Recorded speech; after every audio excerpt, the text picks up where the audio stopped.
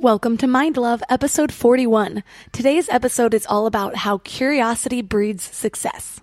Don't just emulate people that you admire and try to do what they did, because doing what they did is not going to produce the same result for you. It's more important to learn their mentality and the values and characteristics, and then apply those values and characteristics to your own circumstances. Turn up your frequency with Mind Love. Bite-sized brain hacks for seekers, dreamers, and doers. It's time to give your mind a little love with your host, Melissa Monti.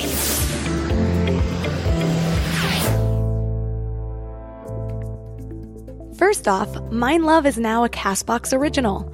CastBox is the fastest growing, highest rated podcast app on both iOS and Android, where you can get all of your favorite podcasts.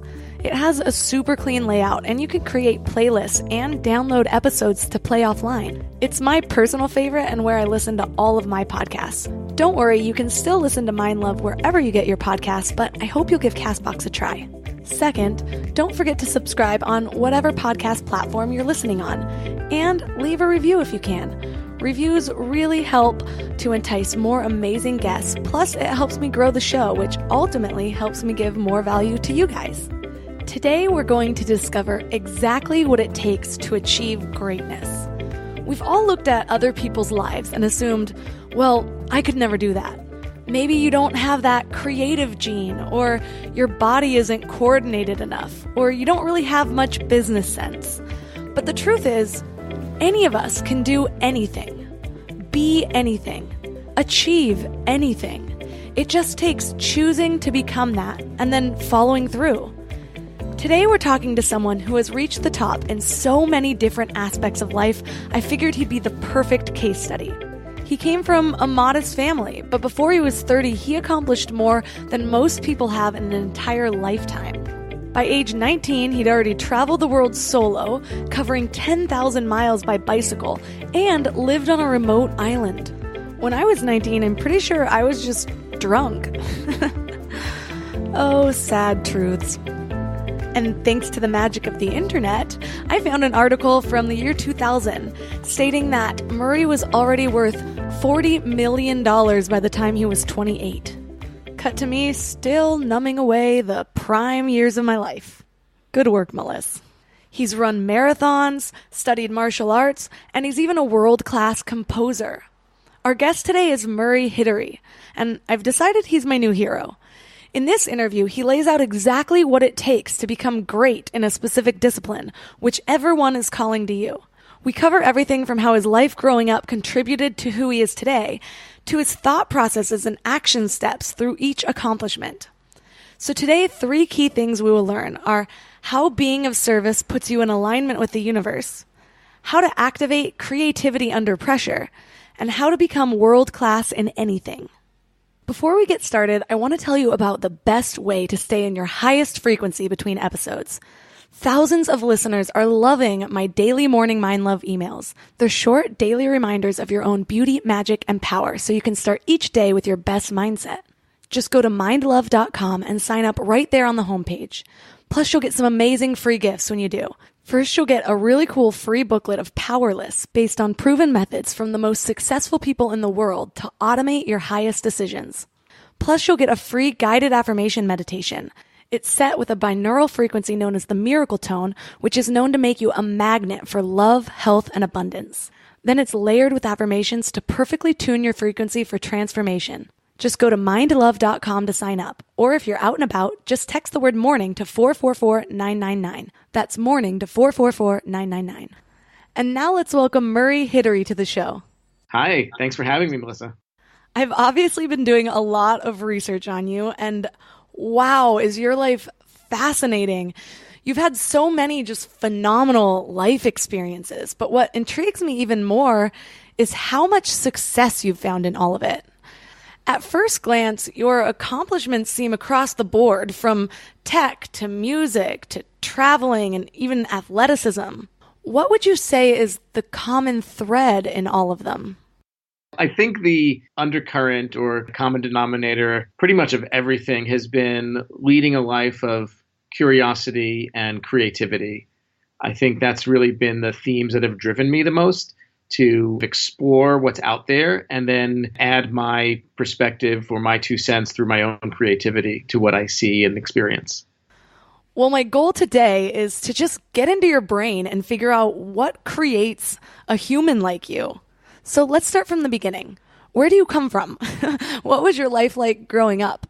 I grew up in Brooklyn, not the cool part of Brooklyn where everyone's trying to move to now, where there's artisanal chocolate everywhere. This was the non-artisanal chocolate Brooklyn, the far side of Brooklyn near Coney Island. And it was a very close-knit, still is a very close-knit Jewish community that I grew up in an Orthodox Jewish community where I went to a yeshiva Jewish school for the first 12 years of my life and attended synagogue regularly, and really all the rituals around Orthodox Judaism was kind of the context in which I grew up. That was kind of the spiritual center, as well as just the whole familial and community framework revolved around that. And so for me, there was always something I was yearning for outside of that. And going into my early teenage, adolescent years, I was very driven by wanting to find out what's out there beyond that, the confines of that community I grew up in. Your first taste of entrepreneurship happened when you were just a teenager. And I love stories like these because I definitely wasn't doing anything that cool when I was a teenager. I was much too worried about things that would literally never affect me after high school. So first off, where did you get that drive? And second, what steps did you take to do this? I grew up in a very entrepreneurial family. My grandfather came to this country just about 100 years ago, actually, early 1900s. And he came with nothing, and he went to Ellis Island by ship from Aleppo, Syria. That's where he was originally from. And he was a teenager, and he built himself on the streets of the Lower East Side, living in tenements, that classic immigrant story. And he peddled tablecloths and all kinds of things on the streets to get by. And eventually, he built a business where he would go overseas and import clothing and textiles to the United States, and was one of the first to do that. He was traveling to China in like the 30s. I mean, just an unbelievable time. And it would take him, months to just get there and come back. He'd be away for 6 months at a time. Today, we take it for granted you can fly to the other side of the world in a matter of hours. So he was an entrepreneur who built a family business, which then my father and uncles and cousins continued to work in. So I grew up in that very entrepreneurial mindset. And when I was a teenager, I wanted to earn some extra money. And so I would buy clothing wholesale and show up at these flea markets, which would take place on pretty much any given Sunday in Queens and the Bronx and Brooklyn and, all over. They'd move around. And I'd set up a table and I would just put my goods on display, and could be snowsuits for the winter for kids or shorts and T-shirts or things like that. And that's where I pretty much built my negotiating and business chops. It was at those flea markets, because if you could negotiate with, a mother of 5 trying to keep her kids warm for winter and buy snowsuits and jackets and clothing, you could pretty much negotiate with anyone. So that's where I was able to make some extra money as a teenager, and it just was really fulfilling and very kind of self-motivating. That's so cool and so inspiring. I think now, with the opportunities that the internet's created and the ability to see what other people are doing, we do see young people taking these business initiatives more often. But when you were growing up, that was kind of uncanny. And continuing your theme of bold choices as a young person, after graduating high school, you took a really epic trip across the world. Tell us about that trip. I finished high school, and like I said earlier, the first thing I wanted to do was just go out and explore the world. There was so much I wanted to see and touch and feel and experience, and I did just that. I packed a bag, and I traveled for the better part of a year. Really, the only driving force of it was, how far can I get from where I grew up? It was just kind of that drive to just get out. And so I looked at the globe, one of those actual physical globes that you get when you're like a kid, and it was on my desk. And I looked at what's the furthest place I can go from New York. And on the other side of the world was the South Pacific and Australia and New Zealand and all these amazing, what seemed very exotic countries to me at the time. And so I went and booked a flight and went across the other side of the world. Once you got there, how did you make your way from country to country? Once I got there, I realized that the best way, assuming you have the time, which I did, to see a country and to experience a culture is by bicycle. A car or a train are efficient, but they're a little too fast. Very rarely are you going to be tempted to pull over if you see something interesting. You're just going too fast. Of course, walking would be cool, but that's just too slow. Then you really need a lot of time. So somewhere between walking and driving was what I was looking for as the sweet spot of making progress, but being able to really soak it all in. And I realized that a bicycle was the optimal speed, doing anywhere from, 12 to 20 miles an hour, kind of cruising along, is the right speed to take things in and be able to just pull over at any point. And I did that on my own, so I would have the freedom and flexibility to go wherever I wanted and wherever the wind pushed me. And so that's what I did. And it ended up being over 10,000 miles in countless countries. That's insane. You literally biked 10,000 miles in countries where you didn't speak the language. You just don't hear of a lot of teenagers having the balls to do something like that. And this was before we had cell phones and email and all that at our fingertips in terms of communication, or certainly there was no Google at the time. I couldn't search or Yelp like the nearest hostel or camping ground or cool restaurant. Everything was just, you discover it as you go.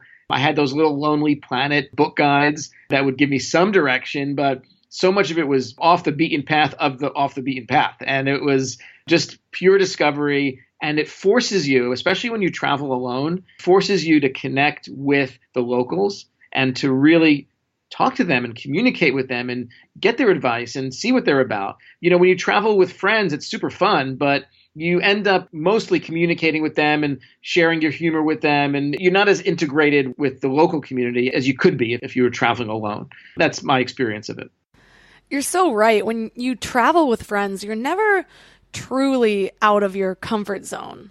Even if you are doing activities outside of your comfort zone, you still have those people or that person that's kind of like a safety blanket along for your trip, which is fine. We are creatures of comfort, so it's totally understandable, but staying in our comfort zones and avoiding risks doesn't really do much to help us grow as people. The more risks we take, we not only get to see what we can handle, but we even start to be able to handle more. Like, it builds our endurance for life challenges. Were there any moments of that trip that especially stand out as life-defining? Part of this epic trip, which really was kind of my coming of age, if you will, at 18 years old, of defining who I was and breaking away from where I came from to forge what I could become and really to explore what was I made out of, right? So pushing myself physically to then see emotionally what my composition was. And like I said, I kind of went to the other side of the world. One of the stops on my flight itinerary was the islands of Fiji. And what did I know? I thought it was just some nice beaches. I'd sit there for a week or two and enjoy the beach and keep moving. But little did I know I'd have the journey of a lifetime waiting for me at the other end. I get to the island and I'm on a bus. Imagine these like rickety old buses, the windows down, dust roads, the dust flying in through the window. And you're just looking at the countryside. And I was going from one town to another and I get a tap on the shoulder. And I turn around and this beautiful, big, smiling Fijian man, local man, engages a conversation with me. And his name was Waisake. He asked me what my name was and where I was from. And when I told him I was from New York, he just beamed and lit up. He'd always wanted to go there and dreams of going to the United States. And we struck up this wonderful conversation for the duration of the bus ride. And he said, you really should go to the village that I grew up in. So I said, well, I would love to. But I remember reading that some of these villages are pretty much off limits to tourists because there's just no facilities there and they don't encourage you to go visit there. So I mentioned that to him and he just kind of gave me that look like, don't worry about it, I'll take care of it. And he writes this letter in Fijian, which I did not understand. And he says, when you get there, give this to them. And again, there was no Google Translate to see what he wrote. So for all I knew, who knows what he wrote. When we get to the next town, he takes me to the fishing port. And he directs me to this boat where the father and two sons, he gave them instructions of where to take me. They didn't speak much English, but he gave them instructions in Fijian, and then he put me on the boat. I gave them what probably was a couple dollars to take me there. So I figured, okay, and this is about a 20-foot boat with a little outboard motor and kind of one little covering in this little room. And I figured, okay, maybe an hour or two, we'll get there. Well, that 2 hours turned into 4 hours, and then 6 hours, and 8 hours, and we're still in the open sea. Oh my gosh. All I could think of is how hangry I would be. Did you bring food? Did you have anything to eat? We'd stop every now and then just out in the middle of the ocean, and these two teenagers would dive into the open sea with spears, and they would go spearfishing for food, because I was wondering, like, what are we going to eat? There's nothing on this little boat. And that's what we did. And so they would spearfish these little tropical fish, which, by the way, if you've ever tried to do it, it's the most impossible task, because they actually asked me to try. And if I was left to my own devices, I absolutely would have starved to death. But they were able to kind of spear, not with a spear gun, but like just poking it. It's just such a difficult task. So we'd boil these fish, we'd, have some rice, and that was what we ate. And I was like, when are we going to get to this destination, to this village? Well, 2 days later, okay? It's actually 2 nights and the third day later, we arrive at this remote island. Turns out that I was taken to the most remote, furthest island from the mainland in Fiji. Fiji is about an archipelago of about 300 islands. And so I ended up in this far out remote island where there was just this one village. And then they dropped me off and then the boat left. Now I get on this beach and I don't see anyone. I don't see anything. It's just trees and brush. And they drive away. I walk up on the beach, put my bag down. I'm looking around. And a couple minutes later, out of the trees, these 3 men appear, looking at me quizzically, like, what is this guy doing here? I quickly scramble for the letter that Waisake on the bus, my new friend, gave me. And I present the letter to them. Again, I don't know what the letter says. They read the letter, and they smile, and they go, Waisake sent you. And they embrace me. They bring me in through the trees, and a few-minute walk, there's a clearing, and I see this village of 143 people living traditionally. There's no electricity. There's no modern sanitation or anything like that. They're living the way they've lived there for how many hundreds and hundreds of years. And I was invited to join them, and I spent the better part of 4 months living off the land with them, farming in the morning, planting, harvesting. When one of the members of their community needed a new home, they would all come together and build a home for this family. It was a true, just beautiful community that they all had shared and supported each other and bartered with other villages and other islands. And that's how they subsisted. And I got to really see that firsthand, live that. And it was just such a wonderful lesson of human being and how other people halfway around the world lived. I have so many questions. You're just this teenager dropped on an island of Fijians. It must have been so strange just being this out of place character. How did you decide to stay? Did you have to have a talk with someone to join the community? And what were the biggest lessons you learned while you were there? It was kind of funny. They put me in the care of this one family just to kind of look after me. And they didn't even ask how long I was going to stay. They just was like, stay as long as you want. and I said, okay, I will. And I didn't know how long I was going to stay either. Now, it was also limited by the fact that I couldn't actually get off the island. So that was an issue. But some of the things I learned were, how people can live together and really look after one another, how they balance the masculine and feminine roles, because there were clear division of responsibilities that they had. They also would come together socially just about every night. So they'd work very hard during the early morning, take a break when the heat was at its maximum in the midday, work again in the late afternoon. And then in the evening, they'd all come together in kind of the community hut, and they'd sit in a circle and they'd share stories. And some of the men in particular, a lot of them would go off and work on fishing vessels for months out at sea. So they would come back to the village after being gone at sea for many months, and then they would share their stories from their travels. and just a lot of storytelling, but all ritualized in this kind of community setting. First of all, that's straight out of a movie. You had more life experience before you were 20 than a lot of people have in their entire lives. And it wasn't long after this trip that you basically hit a gold mine in the tech world. How did you go from this wandering teenage nomad to internet mogul in just a few years? I finished that trip. I was already playing music when I was very young. I started playing music when I was 5, 6 years old. And I knew that was going to be a big part of my life. And so I actually went to university. At that time, I was only 19 years old. I studied classical composition. And when I graduated, I was like, okay, well, it's cool that I did this and I'm passionate about it, but how am I going to make any money in classical music?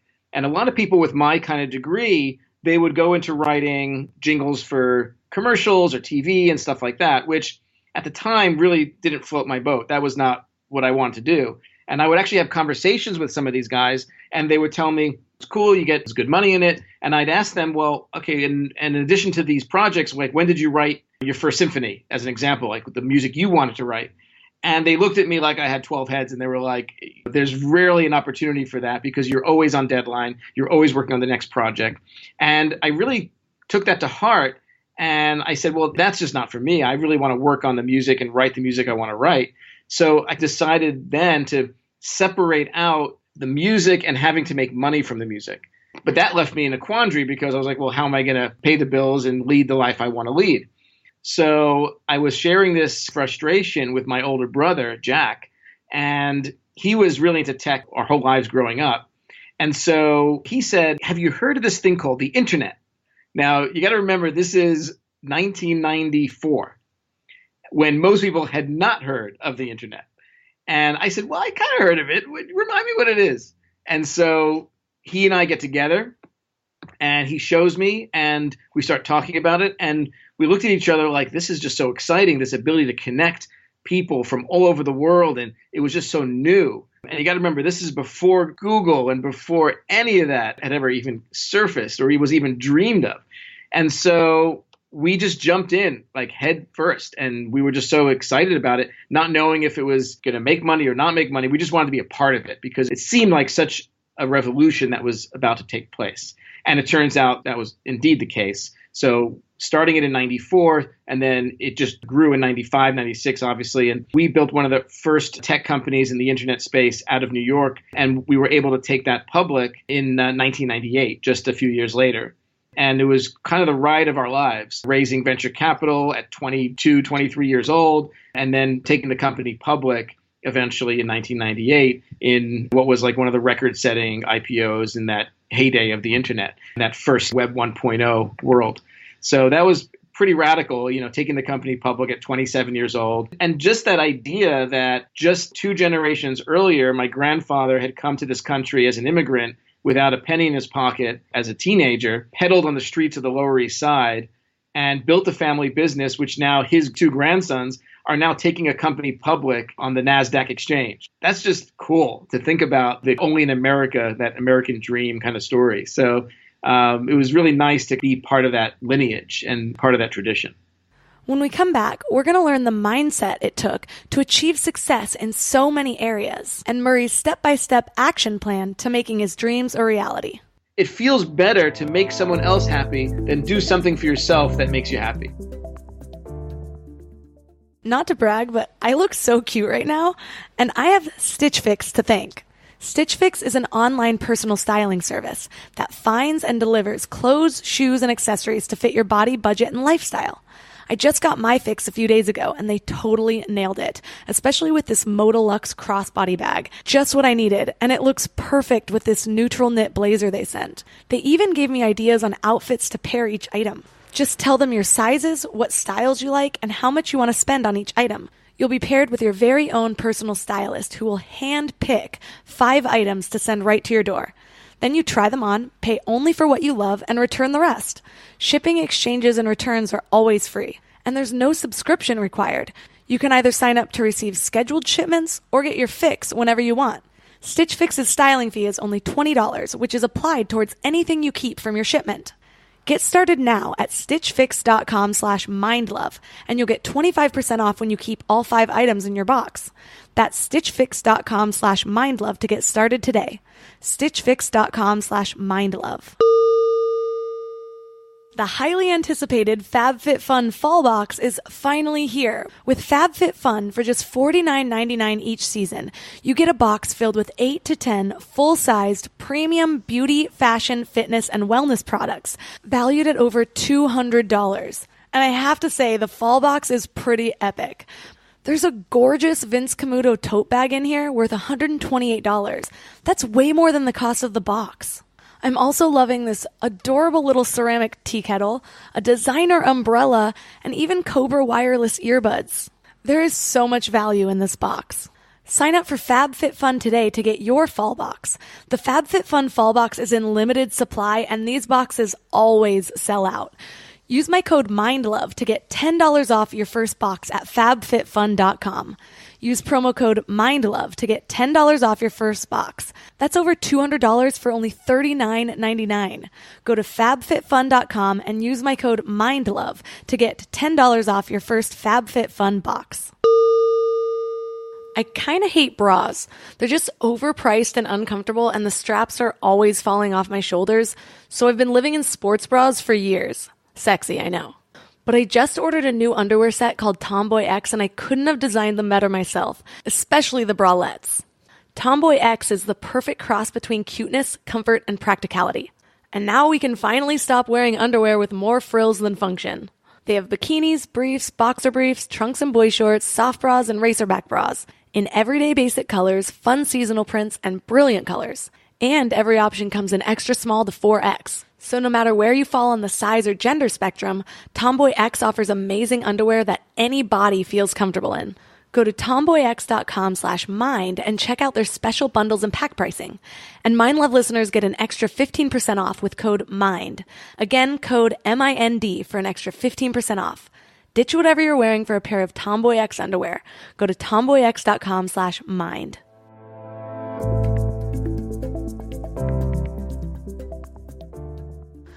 So what do you attribute that success to? What kind of mindset did you have to have in order to succeed in so many areas like you did?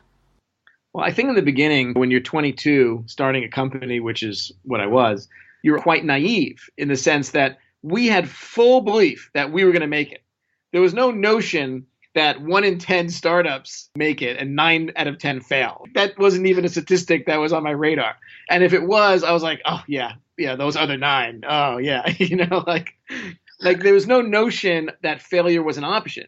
It was just a matter of how do we figure this out? We're in this maze and we just got to figure out the path to where the cheese is. That's what it is. It's just that the cheese is there. How do we figure out how to get through this maze to it? And we just got to keep trying different directions till we figure it out. And just that relentless persistence. We just didn't give up no matter what. And certainly there were lots of bumps in the road, obviously, like there always are in any journey. We just kept pushing till we did it. Where do you think that relentless persistence comes from? And how do you keep it up without letting fear and doubt take over? It's all about getting stuff done. That's just a big part of our family. It's less talk and more action. And I grew up in that environment. My parents are both people of action in philanthropy and community service and in business, which I think is a good lesson to learn young. And I think also is back to that notion of survival. Like I felt like if this didn't work, I would have to go back to do things I just wasn't passionate about doing. And that just felt like it was a threat to my spirit. It's one thing to be threatened physically. It's another thing to be threatened spiritually. It was a real threat to my spirit in that way. And that was a real driver for me. You make a really good point about getting stuff done. I found that action is the best way to get over any doubts you might have, because you can research something for years and never get started. But the moment you do start, you start to build momentum, and it's addicting. And you're going to learn more by doing and making mistakes and redoing than if you try to get it perfect the first time. Because let's face it, you're never going to get it perfect the first time. No matter how much research you do to try to prepare, things are never going to go exactly as expected. Which is also why it's so important to figure out what's driving you. That actually brings me to my next question from a quote that I found from you. You said, in today's world, the question, what does it really mean to be of service, has never been more important or necessary to ask. What do you mean by that? For me, being of service is one of the two core values that I have in terms of how I architect my life. Being of service and leading a life of curiosity and learning is the other. Being of service is so important because I remember reading a book by the Dalai Lama, and he said something so simple and so profound, which was, if you want to be happy, make other people happy. And, it was so simple, but I was like, wow, that really makes sense. And when you apply that and you discover for yourself the truth of that, then it's undeniable, right? It feels better to make someone else happy than do something for yourself that makes you happy, whatever it might be. It could be the simplest thing. Something about that, our social construct as human beings, right? We're social creatures, we're social animals.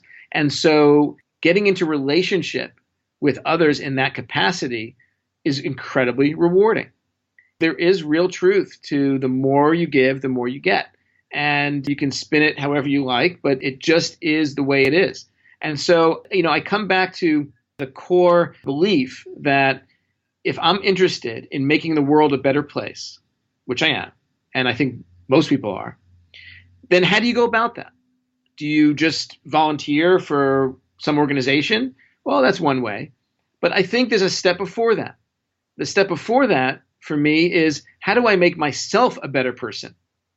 And if I can make myself a better person, then every interaction that I'm showing up in, whether it's at an organization I'm volunteering for or whether it's at the local Starbucks, there's interactions all day, every day.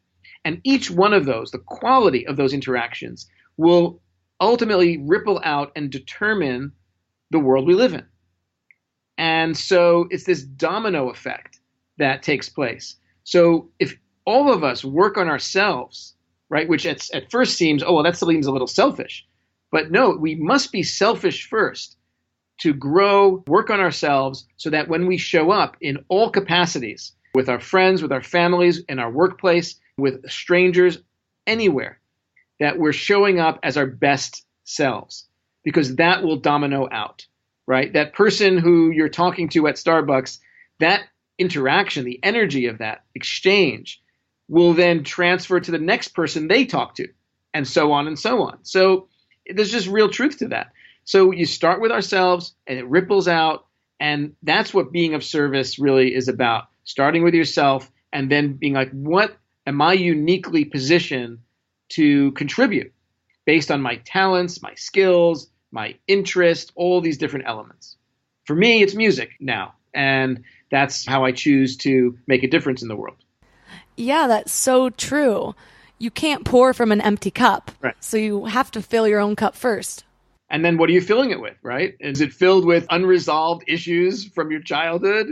Is it filled with all kinds of crazy baggage and worldviews and narratives that are not of service and not helpful?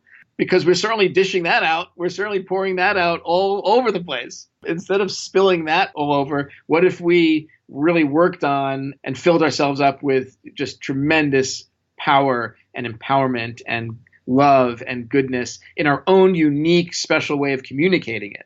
And we each have that special gift of communicating that with our own gifts. You're right. We have so much more control than we think we do. I find self-development so intriguing because we really are limitless. I remember hearing the phrase mind over matter when I was about 11 years old. And being that young, I felt like I found this hack to life. I remember telling anyone who would listen, guys, if you just put your mind to something, you can change and control anything. Then, of course, life happened and I got knocked down a few times, failed at a few things, and I forgot that for about a decade. Do you remember what first introduced you to self-development? When you realized, wow, I can just become better than who I am right now. It just takes choice and then action. It was a couple of things. I remember at about 16 years old, there were a couple of books I read. One was Way of the Peaceful Warrior by Dan Millman. I was really into martial arts as a kid, and I felt that that was a wonderful path to bridge the physical and the spiritual, if approached the right way. And so the Way of the Peaceful Warrior kind of comes from that, right? It's about that spiritual journey that this young person goes on. And then Siddhartha was a book I read on the heels of that. Also one of the first books I read about that spiritual hero's journey, of course, by Hermann Hesse, which won the Nobel Prize in the 50s. And then from there, the floodgates opened. I got into so many different areas of Eastern philosophy, and in particular studying Zen Buddhism, going to Zen monasteries and spending a lot of time in Zen monasteries and just absorbing that tradition. Wait, you just spent time in a Zen monastery? I have oddly heard more than one person say this, but what I can't get around is, how does that even happen? That's a great question. For me, I mean, I'm sure it happens differently for everyone who does that. But for me, it happened because I took probably about 4 months and went to Japan, initially because of martial arts. This was kind of another large trip that I took during my college years. And so I went to Japan under the excuse of it, right, for my parents and for school was there was an exchange program, but I barely went to the class of the exchange program in Tokyo, and I escaped to the countryside where about a 2.5-hour train ride was the original dojo or school of Aikido, the Japanese martial art of Aikido. And I just would stay there in this dojo and sleep on the mats of the school, of the dojo, and wake up at 5 a.m, rake leaves, and study there. And then one day I heard the sound of this flute, and I was like, that's the most beautiful sound like I've ever heard. And I find out what it is, and it was the traditional Japanese flute called the shakuhachi. I researched it, found one of the top makers in Japan, bought one, and I couldn't get a sound out of it. And it's known that sometimes it takes 6 months to just be able to produce a sound out of this bamboo flute. And I came back to New York, and I found a teacher of this shakuhachi bamboo flute. I had ended up studying with him for what ended up being many, many, many years. And it turns out that this Japanese flute was the instrument used by the Zen monks for hundreds of years. And they composed repertoire specifically for musical meditation. The repertoire is just the most stunning, beautiful music. And it's like a training for breathing through music. And it's all prescribed, every note, when to breathe, all of that. So I would train with him, and then we would go on these excursions to a Zen monastery. It's actually in upstate New York called Daibozatsu Zendo. And that's where I would stay, and I went there countless times. And it's like suddenly beaming yourself, transporting yourself to Japan. Like, you can't believe this building is even up a few hours away from New York City. But it was, and that's in addition to the monasteries I stayed at in Japan, itself. But that's how I came to it and took on the Zen meditation, the walking meditation, sitting meditation, all of it. Where did you get your sense of curiosity and willingness to take these big chances in life? To a certain extent, I give my mom credit because as a mother, she took such care and such deliberate intention to give her kids different experiences. Everything from starting to play an instrument when I was 5 years old. A lot of people didn't do that where I grew up back then. Today, maybe it's more common, but back then it was not really commonly done. Few and far between kids at that age would play instruments. But that was something all of my siblings, all 5 of us, did. She took us to museums. She took us to opera. She took us to just incredible cultural experiences. When I was a young teenager, she would allow me to go on rock climbing trips and canoe trips and, all these unique experiences. So she was very open to offering those to me. And of course, I took to it. And then that just kind of fed on itself. So I really was very much about taking on experiences. And my mom was a big part of driving that. In an effort, I think she wanted to develop a well-rounded kid that had a lot of experiences and a well-rounded education. That was her goal. So that's kind of where it started. And maybe it's just part of my genetic makeup or spiritual makeup, but I just have such a craving to learn and explore pretty much everything. Nothing is a boring topic for me. It's easy to hear that and think, well, my mom didn't do that. It's too late now. I'm screwed. But life is long. Yeah, it's short in some regards, but it's also long. We have this mentality that your peak experiences happen when you're young and it's a decline from there. But as big and as grand as I thought I was living in my 20s, Now that I'm in my 30s, I feel like I just started understanding life. Life is beginning for me, especially now that I've found something I'm passionate about. And I'm only 3 years into my 30s. What is it going to feel like when I'm 40? Honestly, I'm only excited. But that excitement comes from recognizing that I have control over who I want to be, what I want to become, what I want to experience. I take classes all the time. I'm always trying to learn. And lucky for us, we now have so much information and ways to acquire knowledge right at our fingertips. We're not limited by geography anymore. That's not to say it's a replacement for in-person activities or physical collaboration, but it's a damn good addition. And every single time we subject ourselves to something new, in a way, we become a new person. Our cells are constantly regenerating. Our brains are constantly forming new connections. The body replaces itself with largely a new set of cells every 7 to 10 years, and some of our most important body parts are revamped even faster. The lining of our stomach is renewed every few days. Even our bones are refreshed once a decade. The point is, we have the ability through intention and action to become whoever we want to be, regardless of our circumstances. What's really fascinating to me is your balance between left and right brain. You've got this analytical, business-oriented mindset, but you're also creative and artistic with photography and music composition. How do you switch gears? Say you're on a deadline and you need to quickly get into your creative brain to come up with something tomorrow. What are your tips to boost creativity? The answer is counterintuitive. I've come to learn about myself that if I'm in that position, I need to create space. As opposed to filling it with as much data as I can and like researching things. Now, of course, you need a certain amount of data. You need a certain amount of information. But then I need to take a step back. Then that looks a few different ways. One way it looks like is sitting at the piano and just losing myself in music and seeing what comes from that. Another approach I take is going for a hike by myself and just getting into nature, getting into the mountains, or even just if I'm in New York City, taking a walk through the streets without any direction and just seeing what comes to me. Because the stimulus of that, triggering the brain in other ways, for me, it proves to be very powerful in its ability to connect dots in unusual ways. So you could be walking through the street and you see some sign on a storefront and all of a sudden you come up with an idea. I also get tremendous ideas when I just go to the theater. If I go to a concert, again, not a rock concert, but something more where I can really collect my thoughts, like a classical concert or, something like that, where I just lose myself as an audience member. And suddenly I just get a flood of ideas comes in. So those are a few ways that I do it. And, I actually had a grand piano in my office throughout all the years of my tech company. And that's how I would end my day every single day, was sitting at the piano after a long 12-hour plus startup day. And I just sit at the piano before I went home. And I would just play for a little bit, just improvise and just de-stress. And that was the earliest days of what I'm doing now. That's really where it comes from. Yeah, it seems counterintuitive at first, but when you think about it, you have to create space to make room for something new. I've found that that's not only true with ideas, but with anything. New friends, new opportunities.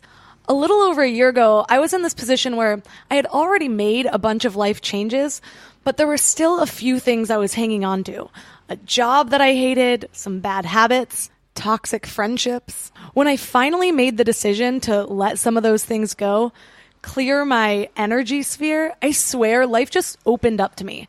And now I'm in this position where I am so grateful that I made those initial sacrifices. And all I can think of is what took me so long. What advice do you have for those who are still trying to figure it out? Figure out where their passion coincides with their skills and what value they want to bring into this world? Yeah, it's a great question. And it's such a personal one for so many people. The first thing I would advise is actually something not to do. Don't just emulate people that you admire and try to do what they did. Because as much as we admire the Steve Jobses of the world and we read their biographies, and that's all helpful and we should do that, doing what they did is not going to produce the same result for you. It's important to know that.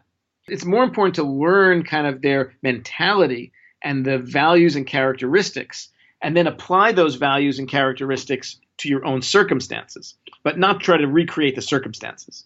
Having said that, then what I would encourage is really those core questions around what really drives you. And you can even put the passion word aside, because a lot of people are like, I don't know, I'm not really passionate about anything.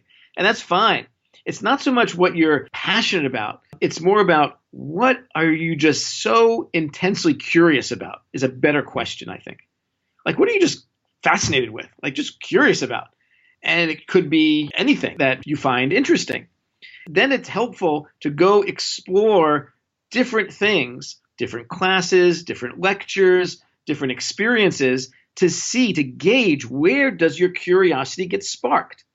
Now, if we're always doing the same things, if our routine is constant and we go through our motion throughout the day and it's typical day to day, you're not going to be in situations that are going to spark your curiosity as much. So you have to go outside the comfort zone of the experiences and situations that you're in. It could be like looking in your local community and saying, what kind of crazy lecture is happening in the local university? Something I would just never go to. And just go. It's just, go for an hour. Every university has classes and lectures that are free to the public. You can even go audit and sit in on part of an ongoing course without having to officially take the course. Just see, hey, is physics interesting to me? Is biology interesting to me? Is computer tech interesting to me? There's so many different things. Sociology, anthropology, whatever it might be, or things that are more pragmatic and practical, like various kinds of therapy or meditation or yoga, whatever it is that piques your interest. But you got to try it. You got to put yourself in the room and get on the field, trying different things to see if it sparks. Worst case, you heard something interesting, you learned something, and you move on. Let's talk about what you're doing now. You could have just taken your millions and retired and lived lavishly for the rest of your life, but you didn't. After, I don't know how many, 3 or 4 companies, which was an absolute blast to build and had its ups and downs, I always knew I'd go back to what my original interest was, which was music.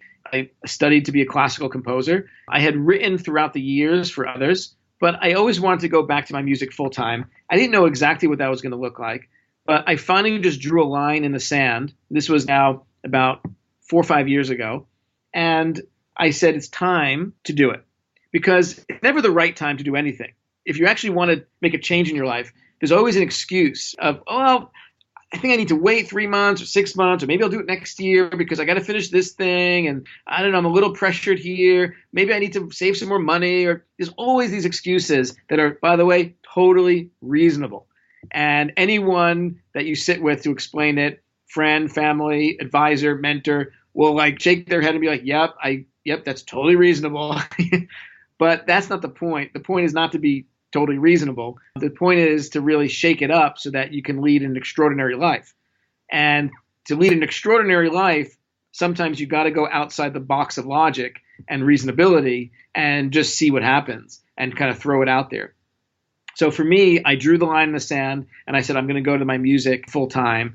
And, I had to transition business stuff, of course, and be responsible with my commitments. So it's not about not being responsible with your commitments, but you can do that and be responsible with your commitments and start making a transition, kind of like a crossfade, if you will. You phase out one area, you phase in another area. It doesn't have to be a complete line that you stop and start. You can fade in and fade out of things. So that's the approach I took. So say you've made that decision to transition to really following your dream. You've completed the phase out of what you've been doing, what's been making you money. What's the first step to really making your dream a reality? For me, I said, if I'm going to do this, I need to really immerse myself in the music and figure out how it's going to show up. What is that going to look like? And I decided to move from New York to Los Angeles as the first step, because for me, initially, it's all about distraction management. If you're going to do something new and really go for it, you have to manage all the distractions that can pull you away from that. That's like the first step, especially if you're doing other things. So me being in New York with the social network, friends, family, business ventures, there was a lot pulling my time, requiring and requesting my time that would be hard to say no to. So I said I have to remove myself from that environment. So I relocated myself. I sold my place that I had for 12 years and I moved to the other side of the country. That was the first step. And then I said, well, now I have to actually work on my music. And if I'm going to do this in a world-class way, I have to really retrain myself. So I actually got a full-time piano coach. Now, you'd say, what do you mean, a full-time piano coach? I said, yeah. So I looked at like professional athletes. And I said, look at the best athletes in the world. Roger Federer, you name it, any sport. They all have full-time coaches. Now, what do they need a full-time coach for if they're the best in the world? Well, that's precisely why they're the best in the world, right? They're always looking to improve their game in some way. They're always looking for an edge. They're always looking for a new technique, a new approach. And so I said, why shouldn't musicians be treated the same way? While we're not physical athletes, we are musical athletes. And there is a tremendous physicality to it as well. So I actually ended up getting a full-time coach, move into my home, into my guest bedroom. And we trained hours and hours every night. And I spent a year doing that before I even chose to do my first concert. So that what I put out there was of the caliber that I felt was what I wanted to do. It's so easy to assume that people with remarkable talent were just born that way. We think, well, yeah, Serena Williams can do that, but there's no way someone like me could do that. When we think that way, though, it's an excuse. It's really just letting ourselves off the hook from doing something big with our lives. When you dig deeper, read the autobiographies of these top people, ask them questions, listen to their interviews. The truth is, you can be the best in the world. You just have to work really freaking hard to get there. It takes grit and perseverance and passion. So after that full year of practicing hours a day, how did you take it from something you dreamed up in your living room to hundreds of performances a year all over the country? The first experience, Melissa, was nothing more than inviting 30 to 40 people over, some friends and friends of friends, and playing and giving them what was the first quote unquote mind travel. And that became the name of this project and this initiative. And I called it that because I was interested in taking people on this musical journey, which really was what I was doing for myself, all those startup late nights at home or in the office. And it was like, how do I present this to people? And what I wanted to present was really an experience that people could have. And it was experience that took place in the mind. It was a journey, it was a story that I would tell, albeit kind of a subconscious storytelling. But it was something that they could go on their own journey with and hopefully relate to. I didn't know what the reaction would be, but I took them through it. And then I had a friend with a video camera in the next room interview people for a minute, one at a time, about the experience. And the next day, I watched, Melissa, about 15 of these. And I was just moved emotionally. I was moved by how much they were moved. There's people who were tearing on the video recounting their experience that they had just had. So I thought, wow, maybe people really, I didn't know they would have this deep of a reaction to it, but okay, let's do another one. And then another one, and then another one. And now I do close to 100 concerts a year traveling around the world with this experience called Mind Travel.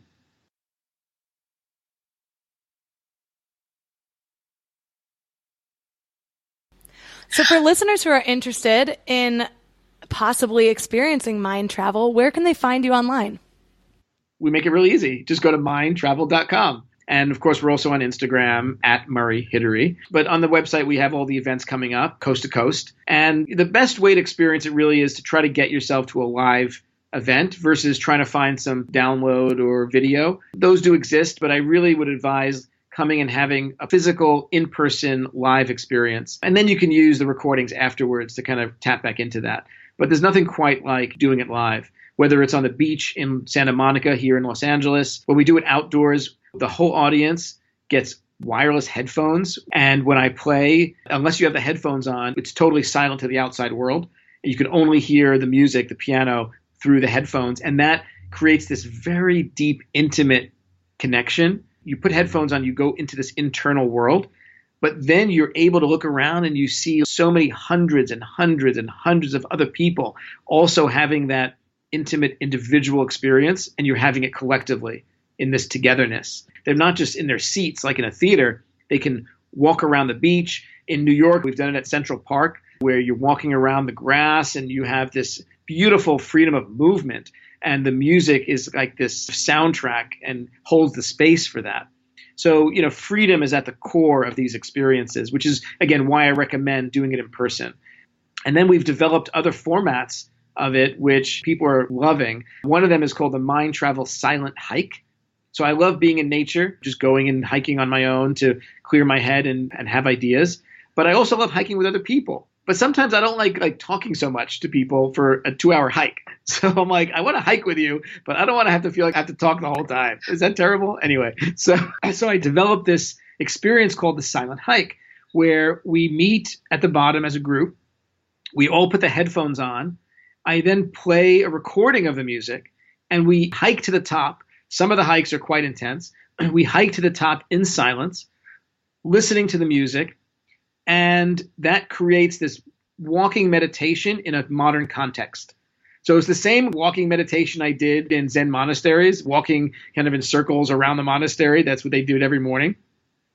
But now in a modern context with technology that actually connects us as opposed to distracts us, these wireless headphones, and everyone's united through this music, listening to the same thing at the same time, hiking in unison, in lockstep up this mountain.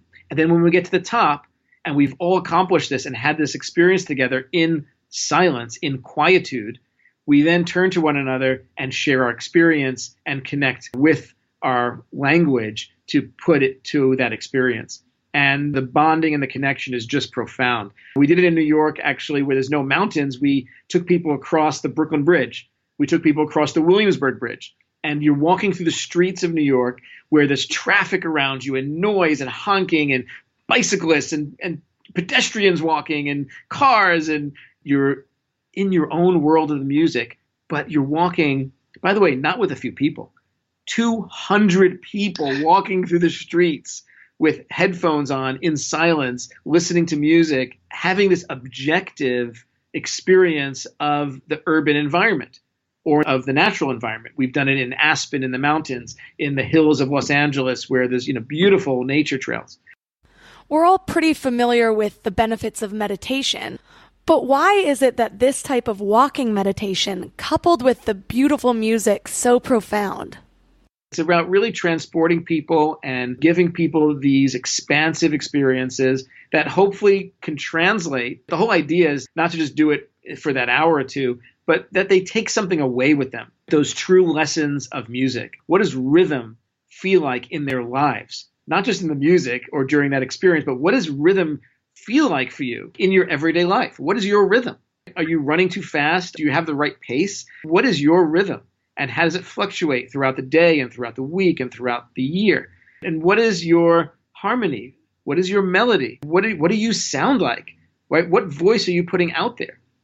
And how do you harmonize with those around you, with not only people, but with what you're doing?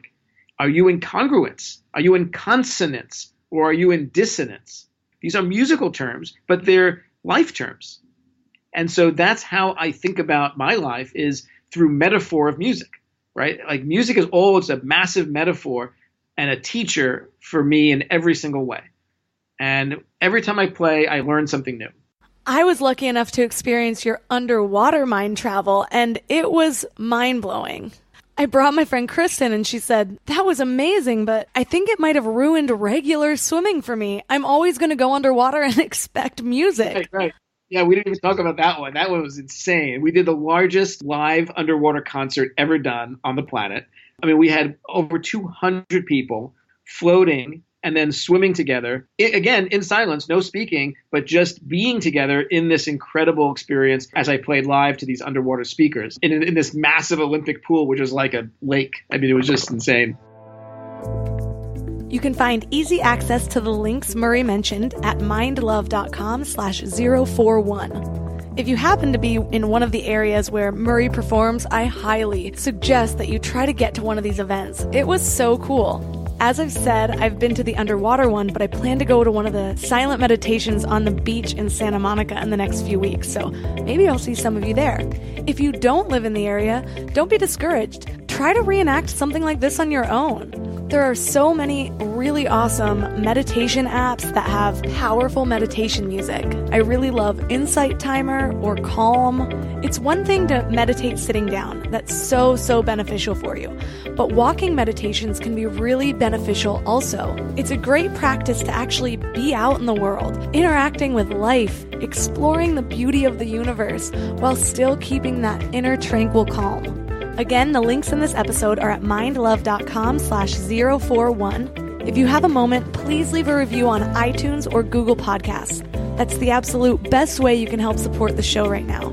My favorite review this week is from username Logo17 that says, "This show came into his life at just the right time. Sometimes you may feel as if your hurdles in life make your path towards success and happiness impossible. This show will reverse those thoughts without a doubt. Please take a listen to this show and don't forget to hit subscribe. Melissa's incredible at what she does, and I'm super thrilled to have found this show." Thank you so much. That review meant so much to me, and it definitely put a smile on my face when I needed it. You can also find me on Instagram for some extra content throughout the week at Mind Love Podcast. And don't forget to sign up for the Morning Mind Love for short daily reminders of your own power every single day. Thanks for giving your mind a little love today, and I'll see you next week. Thanks for tuning into Your Higher Frequency with Mind Love. Head to mindlove.com for a free gift to keep your vibes up until next week.